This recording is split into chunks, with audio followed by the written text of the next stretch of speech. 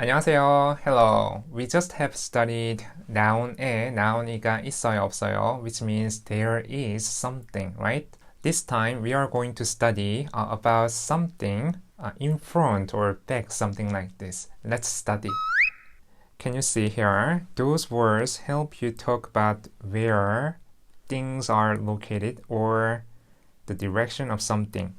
So let's see. First one, up. It means in front or front. So up. And second one, 뒤. It means behind or back. 뒤. And next one, 옆. It means beside or next to. 옆. And next one, 위. It means above or on the top of. And next one, 아래. It means below or underneath. So 위, 아래. 위, 아래. And next one, 안. It means inside. In this lesson, we are going to study how to use this one. So can you see here? Unlike English is in front of noun, in Korean, you first write the noun serving as the reference point, and then use up, 뒤, 옆, and so on. It means about English and Korean, the order is different. Example, can you see here? 차 앞에 아리가 있어요. So there is 아리 in front of the car, right? So there is 아리. And next one, 차 위에 쭈가 있어요. So you can see there is a Jew on the top of the car. And next sentence, 차 옆에 빵이 있어요. There is a 빵 beside the car, like this. So in English, we say in front of the car. So in front of, up, and then car, 차. So 앞 차에 아리가 있어요. So this is wrong. Like I said, Korean and English, the order is different. So we have to say the back, right? So 차 앞에 아리가 있어요. This is correct. So studying is very simple and easy, but when you speak out those things, you might need some time to think about it because the order is different, so your brain needs some time to say. Let's practice how to use this one. Can you see first sentence? 고양이가 스쿠터 위에 있어요. 고양이는 지금 자요. So 고양이 is a cat. Can you see here? There is a cat on the scooter. So scooter is a scooter. 스쿠터 위에. So on top of the scooter, there is a cat. You can translate. And 고양이는 지금 자요.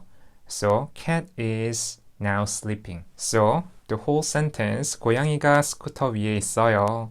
고양이는 지금 자요. There is a 고양이, cat, on top of the scooter, and 고양이 is sleeping. And next sentence, 선생님이 문 앞에 있어요. So 문 is the door, and up is in front of. There is a teacher in front of the door, like this. And next sentence, 강아지가 소파 위에 있어요.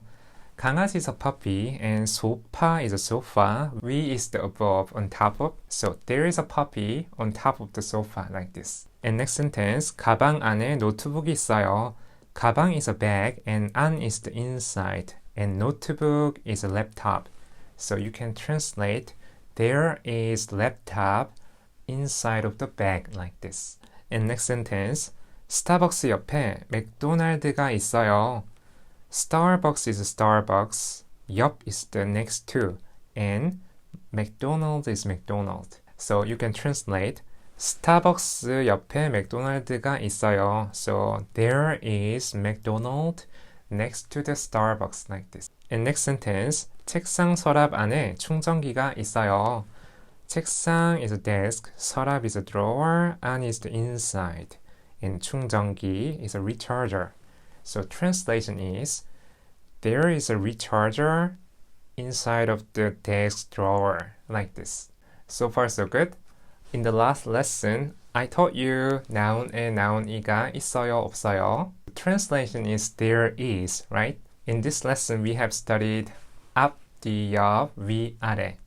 Use one or two, single grammar is very simple, but combined together, is getting complicated. So I want to review well and please study yourself. So in chapter 4, we have studied 가다 오다 have to use with noun 에 and noun에 noun이가 있어요 없어요. There is something we have studied so far and also 앞, 뒤, 옆 and 위, 아래. So far, so good. In the next lesson, we are going to practice those things together. See you in the next lesson. 안녕히 계세요.